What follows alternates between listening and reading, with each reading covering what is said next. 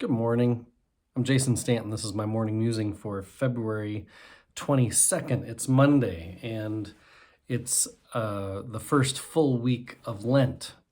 And at First Lutheran, where I serve, we are using this devotional again and again, a Lenten refrain, talking about how God last week invites us again and again.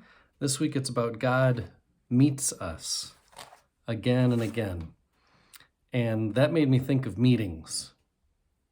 I remember as a kid, somebody asked me what my dad did, and I said, well, he goes to meetings.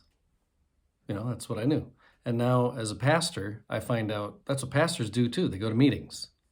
They do meetings, they lead meetings, they attend meetings. Meetings are a part of life, especially for adults, right?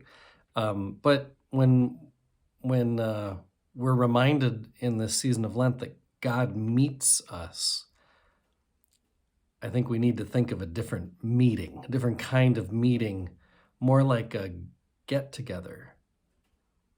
And there's all kinds of different meetings, right? There's reunions, there's parties, there's dates, there's all kinds of gatherings.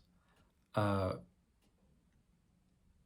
get to meet, for example, with my best friends from seminary every year. We meet for a 1 week vacation together.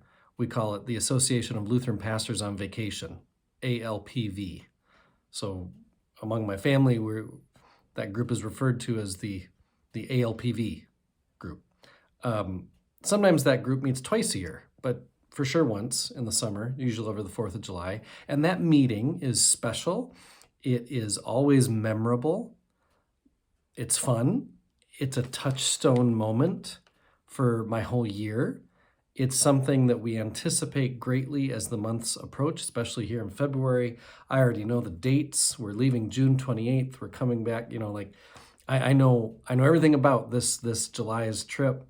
So I anticipate it. I also, when I get to the fall and winter, look back on the past one. Like that meeting is a really important big deal. But when we think about how God meets us again and again, yeah, like meeting up with a best friend or family members again and again, but God meets us more often than once a year, or once a month, or even once a week. Many of us have made worship a part of our lives once a week, maybe twice a week even.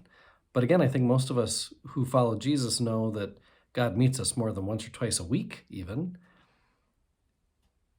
God meets us again and again in a much more constant way than maybe any other relationship we have. I think it's why in Hosea, for example, and other prophets in the Old Testament, and actually throughout Scripture, there's a likening of our relationship with God to a spouse. I meet my wife, Carla, every day. In that I see her, we talk, or text at least, typically before the day really gets going for our family, we meet. We might even go over what's for dinner that night, or who has to take what child to what event that day, or what do you have up for work today. She's also the last person I meet with before I sleep.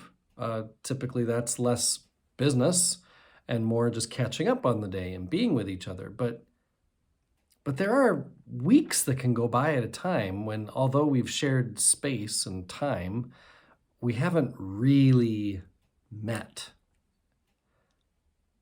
We've maybe just kind of been in each other's presence. And so even the spouse analogy, in the routine, the monotony, the day-to-day grind, weeks can go by where we've wondered as husband and wife whether we've really been present with each other. And I think that can be how our relationship with God works too. God is always there. I think most Christians would claim that God's always there, but do we really meet with God? Not constantly.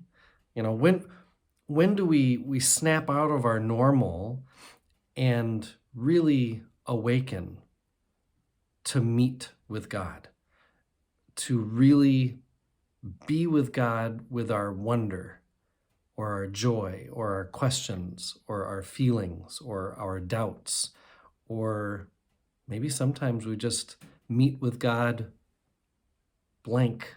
We're not sure what to say or feel. That becomes the question, I think, for Christians in Lent is, yes, God is always there, every day in every way, all those kinds of cliches, but when do we really meet with God? And if we haven't set time aside to really be intentional about our meeting, being present with God, now is a good time to come back, remembering that God chooses to meet with us significantly again and again to keep faith alive.